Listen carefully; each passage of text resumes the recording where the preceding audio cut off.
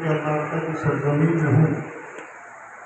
آج کل کا ماحول ایسا ہے کہ جس کے پاس پیسہ زیادہ ہوتا ہے وہ شادی بیاہ میں دنیا بھر کے طورات کرتا ہے، لیکن یہ خوش قسمت ہیں، فیروز بخت ہیں، خوش نصیب ہیں، انہوں نے عصر سے مدرسے کے طلبہ کو بلا کر قرآن کریم کی تلاوت کروائی، نعت مصطفیٰ سے لوگوں کو محظوظ کیا، اور بعد نماز مغرب شہر کے مشہور و معروف علماء کرام کو بلا کر کے انہوں نے اپنی محفل کو زینت بخشی ہی علماء کے بیانات سن کر کے لوگوں کو دین سے آگاہ اور آراستہ و پیراستہ کرنے کی کوشش کی۔ میں ان کو اپنی طرف سے اور علماء کی طرف سے دلی مبارکباد پیش کرتا ہوں۔ حضرات، نکاح کی محفل بہت ہی آسان محفل ہے، نکاح کی محفل بہت ہی بارونق محفل ہوتی ہے۔ نکاح میں قرآن کریم کی تلاوت کی جاتی ہے، احادیث کریمہ کی تلاوت کی جاتی ہے، اور لوگ بیٹھ کر سن کر محسوس ہوتے ہیں۔ آئیے باؤ بھائی تشریف لائیے، اگر آپ شہر کے مانے جانے آدمی ہیں آئیے۔ حضرات، محفل نکاح ایک ایسی بارونق محفل ہوتی ہے جس محفل میں بہت ساری باتیں دین کی سننے اور سمجھنے کو مل جاتی ہیں۔ اسی لیے میرے آقا صلی اللہ تعالی علیہ وسلم نے حدیث پاک میں ارشاد فرمایا، النکاح من سنتی، نکاح کرنا میری سنت ہے، ومن رغب عن سنتی، اور جو میری سنت سے منہ موڑے گا، اعراض کرے گا، فلیس منی، وہ ہم میں سے نہیں ہے، مجھ میں سے نہیں۔ حضرات، یہ محفل نکاح کیا ہے؟ آپ کو ایک مثال کے ذریعے میں اختصار کے ساتھ سمجھا دوں کہ ایک شخص جو ابھی کلمہ نہیں پڑھا ہے، مسلمان نہیں ہوا ہے، عاقل ہے، بالغ ہے، لیکن جب وہ کلمہ پڑھ کر کے دائرہ اسلام میں داخل ہو جاتا ہے، مسلمان ہو جاتا ہے، رسول اکرم صلی اللہ علیہ وسلم کا دامن اپنے ہاتھ میں تھام لیتا ہے، مومن مسلمان ہو جاتا ہے، جو چیز پہلے اس پر فرض نہیں تھی وہ اس پر فرض ہو جاتی ہے، جس چیز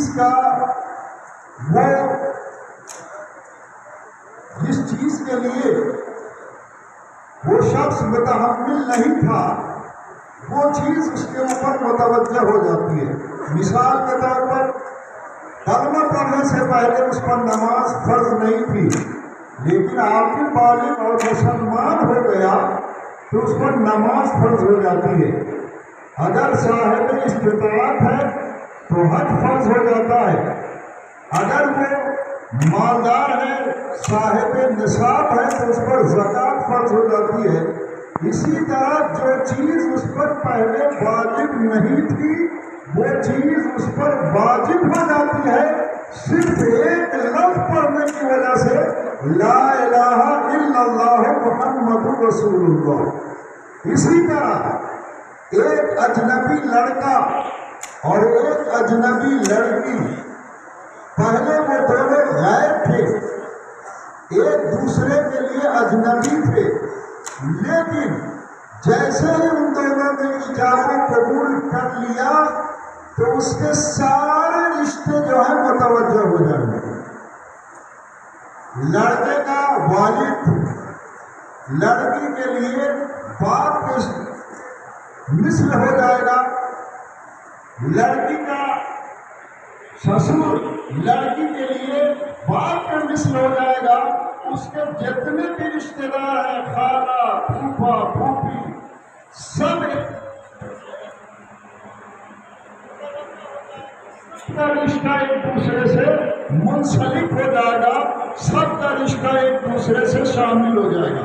معلوم یہ ہوا کہ جس طرح کلمہ پڑھ لینے سے سارے احکام متوجہ ہو جاتے ہیں، اسی طرح ایجاب و قبول کر لینے سے سارے رشتے متوجہ ہو جاتے ہیں۔ اسی کا نام ہے اسلام اور اسی کا نام ہے نکاح۔ لیکن آج کے ماحول میں نکاح کو ہم نے کھیل بنا دیا ہے، تماشا بنا دیا ہے، نکاح ایک رسم ہو کر کے رہ گیا ہے۔ دنیا بھر کے خرافات نکاح میں ہوتے ہیں۔ میں نے بہت ساری شادیوں میں دیکھا ہے کہ یہاں وہاں سے گانے والے لڑکیوں اور لڑکوں کو لا کر کے لوگ ڈانس کراتے ہیں صرف پیسے کی بنیاد پر، مگر میرے آقا صلی اللہ تعالی علیہ وسلم نے ارشاد فرمایا کہ نکاح اتنا آسان کر دو کہ زنا مشکل ہو جائے۔